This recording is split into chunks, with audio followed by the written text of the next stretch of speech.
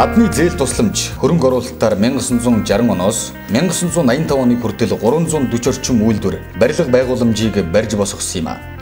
Энэ 340 орчим үйлдвэр барилга байгууламжийн дотор Эрдэнэтийн уулын баяжуулах үйлдвэр гэхэд нэг л объект байсан юм.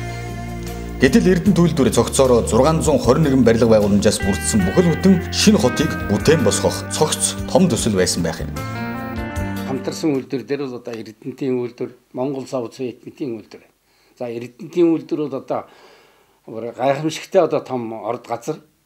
Тэгэхээр зөвлөлтөд энэ засгийн асуудлыг тавьсан энэ Эрдэнэтийг барья гэдэг асуудал зөвлөлтийн хувьд ч гэсэн их чухал асуудал байсан. Яг тэгэхээр зөвлөлтийн одоо зэсний хэрэгцээ маш өндөр байсан.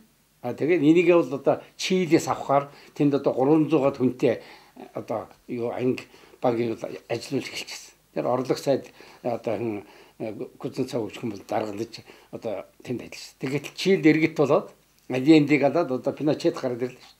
Тэгээд тэр зөвлөлтийг хөлсөн байхгүй. Яг тэр үед нь бол бид одоо Эрдэнэтийг хамтарч барья. Геолог агуулгын ажил дууссан гэж. Ингэж одоо бид ихэлсэн юм байна. Газар доорх баялаг бол бидний өмч. Тийм ч учраас бид эзэн нь харин газар дээрх үйлдвэрийг хамтарч барьсан болохоор эндээс гарсан ашгийг тодорхой хугацаанд хувааж болно гэж гадны түншүүдэд ойлгуулж чадаж Монгол улсын эдийн засгийн мананд чих сургог нүд завчилгүй зэх зогсож эх орныхоо эд баялагийг харин хүний аманд ороод туугаад тавьчаагүй ашигтай тустайгаар хийсэн гэрээ хэлцээрүүдийн үр дүн бидэнд өнөөдөрч ашиг тусаан өгсөн хэвээр байна.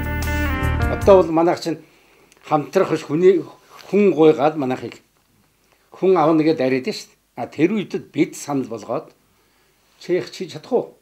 Зөвл толгойтос юу гэж бодож байгаа юм. Ингээд тэр улсуудад бид саналаа тавьж эзэн үн шиг гаргадаг байсан нэгдүгээр. За хоёрдугаар бол бидэнд мөнгө хөрдөг байсан.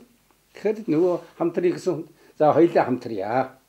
Тэгтээ зэрэг хөрөнгө хоёулаасаа гаргая. Тэгтээ би бол хөрөнгөгүй үнэ.